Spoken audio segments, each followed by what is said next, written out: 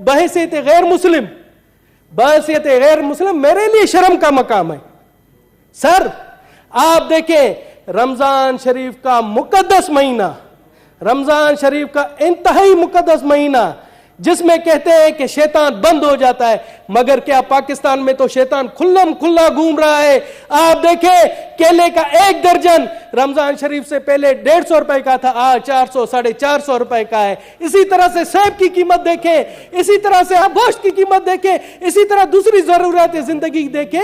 سر مجھے شرم آ رہی ہے کہ یہ کس طرح کے لوگ ہیں کہ اس مقدس مہینے میں اپنے مسلم بھائیوں کا خون چوس رہے ہیں. سر میں غیر مسلم ہوں، مجھے بھی شرم آ رہی ہے. سر میں آپ کو بتا دوں یہاں پر میرے دوست ہیں مجھے کہتے ہیں کہ دنیش کمار کلمہ پڑھ لو مسلمان ہو جاؤ. تو یہ عمل دے کر دنیش کمار کلمہ پڑھے گا؟ پہلے آپ ان شیطانوں کو جو ذخیرہ اندوز ہے، جو منافع خور ہے، ان کو تو مسلمان بنائے، پھر دنیش کمار کے اوپر آ کر تبلیغ کرے. میں چاہتا ہوں یہ رولنگ دے کہ جب تک ان کو مسلمان نہیں بناتے ہم پر تبلیغ نہیں کریں گے. جناب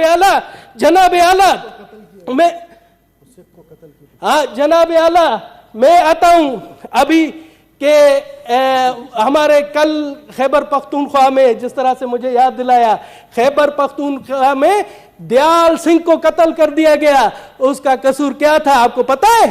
اس کا قصور یہ تھا کہ وہ کرانہ اسٹور پر تھا، اس نے رمضان پیکج دیا تھا، رمضان میں سستی اشیاء بیچتا تھا، اس کو قتل کر دیا گیا.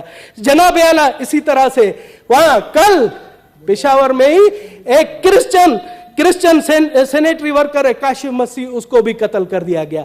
اسی طرح سے گزشتہ دنوں کراچی میں سرجن بیربل کو، جو کہ آنکھوں کا سرجن تھا، وہ مشہور سرجن تھا، اس نے بلوچستان اور سندھ میں کئی فری آئی کیم لگائے، اس کو بھی بے دردی سے قتل کر دیا گیا. جناب اعلیٰ ہم کہاں جا رہے؟ اسی طرح سے سر میں آپ کو بتا دوں، یہ پہلے بھی میں نے ریفر کروایا تھا انٹیریئر کمیٹی کو.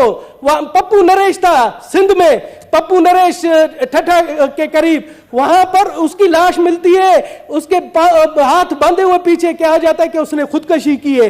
بعد ازاں پتہ پڑتا ہے کہ اس کو قتل کیا گیا اور قاتل نامینیٹڈ ہے، مگر آج تک نہیں پکڑے گئے. تو میں جناب اعلیٰ آپ سے گزارش کرتا ہوں کہ پلیز آپ آج یہ انٹیریئر کمیٹی کو بھیجیں اور اس رولنگ کے ساتھ کہ تمام آئی جیز آئے اور ہمیں بتائیں کہ یہ اقلیتوں کے ساتھ کیوں ہو رہا ہے.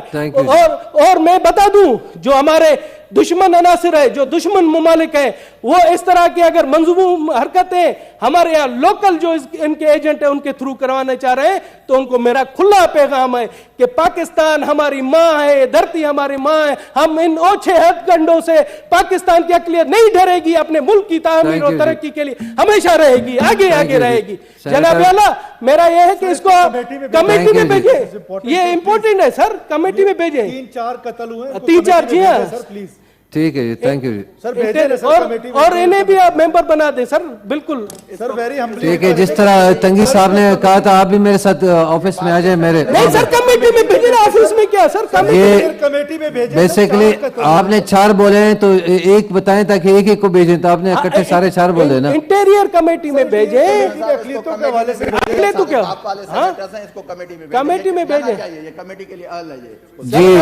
جی جو کے پی کے سردار صاحب والے ہیں وہ بھیج دیں کمیٹی میں پلیز. ٹھیک ہے، تھینک یو. پنجاب کے لیے مفت آٹا اسکیم کا اعلان کیا، تو میں سوچ رہا تھا کہ وزیر اعظم پورے پاکستان کا وزیر اعظم ہے، تو بلوچستان کے لوگوں کے لیے بھی مفت آٹے کا اعلان کریں گے. مگر بدقسمتی سے بلوچستان کے لوگوں کے لیے انہوں نے مفت آٹے کا اعلان نہیں کیا، جس سے میں سمجھتا ہوں کہ وہ صرف پنجاب کا وزیر اعظم ہے.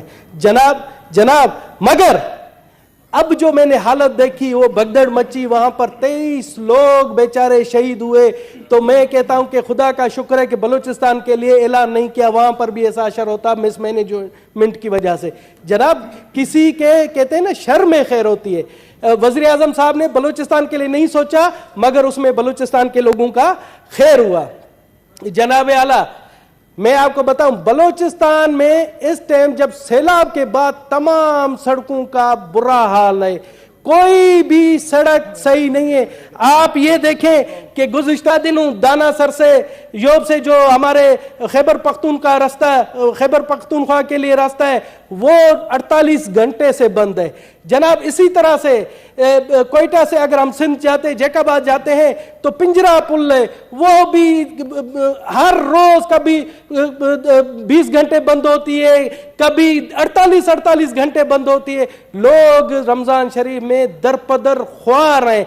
इसी तरह से कराची को जो बलूचिस्तान से हब जो पुल है वो भी ट्रैफिक की वजह से बंद ही होती है क्योंकि वो भी टूटी हुई है। इसी तरह से फोर्ट मंडू जो डीजी खान से मिलती है वो भी बर्बाद हालत है। मैं तो हैरान हूं कि बलूचिस्तान का कसूर क्या है कि वहां पर एक सैलाब आया और हुकूमत यहाँ पर हमारे पीटीआई के दोस्त, यहाँ पर हमारे पीडीएम के दोस्त एक दूसरे की टांगे खींचने में मसरूफ है और जो लोगों के बुनियादी मसाइल है उन पर तवज्जो नहीं दी जा रही। मुझे तो लगता है पीडीएम में पीटीआई की रूह घुस गई है। पीडीएम में भी पीटीआई के लोग बैठे हुए जो पीटीआई को खुद मकबूल कर रहे हैं ऐसी हरकतों से।